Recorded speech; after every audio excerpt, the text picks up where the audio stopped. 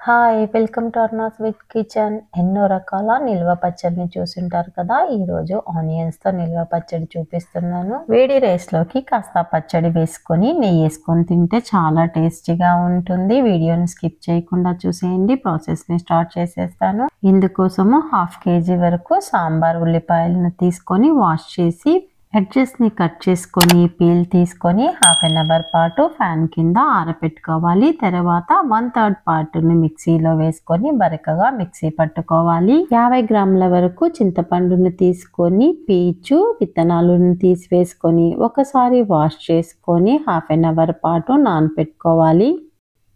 తర్వాత స్టవ్ మీద ఒక కడాయిని పెట్టి 1/2 టేబుల్ స్పూన్ మెంతులను వేసి కాస్త వేగిన తర్వాత 1 టేబుల్ స్పూన్ ఆవాలు, 1/2 టేబుల్ స్పూన్ జీలకర్ర వేసి లో ఫ్లేమ్ మీద వేయించుకొని కప్పులోకి తీసుకొని చల్లారిన తర్వాత మిక్సీ జార్లో వేసుకొని పౌడర్గా చేసి పెట్టుకోవాలి. స్టవ్ మీద కడాయిని పెట్టి 125 ml ఆయిల్ని వేసుకోవాలి. నేనైతే సన్ఫ్లవర్ ఆయిల్ని యూస్ చేస్తున్నాను. మీరు పచ్చళ్ళకు ఏ ఆయిల్ని ఇష్టపడతారో ఆయిల్ని వేసుకోండి. ఆయిల్ హీట్ అయ్యాక ఉల్లిపాయలను వేసి హై ఫ్లేమ్ మీద పచ్చి వాసన పోయేంత వరకు వేపుకోవాలి. తర్వాత మిక్సీ పట్టుకున్న ఉల్లిపాయని వేసి ఫ్లేమ్ను లోకు అడ్జస్ట్ చేసుకోవాలి. అడుగు అనేది త్వరగా మాడిపోతుంది. లో ఫ్లేమ్ మీద కలుపుతూనే ఉండాలి.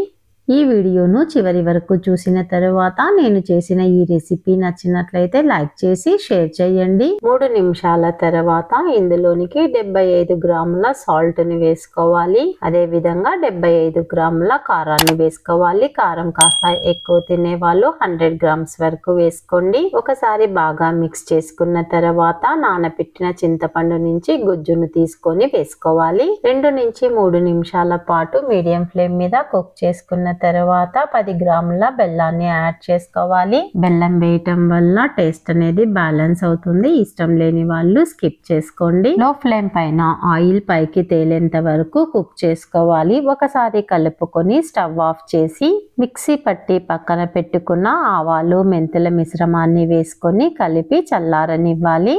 చల్లారిన తర్వాత ఎయిర్ జార్లో స్టోర్ చేసుకోవచ్చు. తడి తగలకుండా యూజ్ చేసుకున్నామంటే బయట 20 days వరకు పెట్టుకోవచ్చు. అదే ఫ్రిడ్జ్ లో పెట్టుకున్నామంటే 3 to 4 months వరకు స్టోర్ చేసుకోవచ్చు. ఇది కూడా ట్రై చేయాలనుకుంటున్నారా? మరి ఇంకెందుకు ఆలస్యము, మెజర్మెంట్స్ ని ఒకసారి చెక్ చేసుకొని ట్రై చేయండి. తర్వాత ఎలా వచ్చిందో నాకు కామెంట్ చేయండి. ఇంతవరకు నా ఛానల్ ని సబ్స్క్రైబ్ చేసుకొని వాళ్ళు సబ్స్క్రైబ్ చేసుకొని బెల్ సింబల్ ని నొక్కి యాక్టివేట్ చేయండి. ఫర్దర్ గా నేను పోస్ట్ చేసే వీడియోలన్నీ నోటిఫికేషన్ రూపంలో వస్తాయి. Thank you for watching.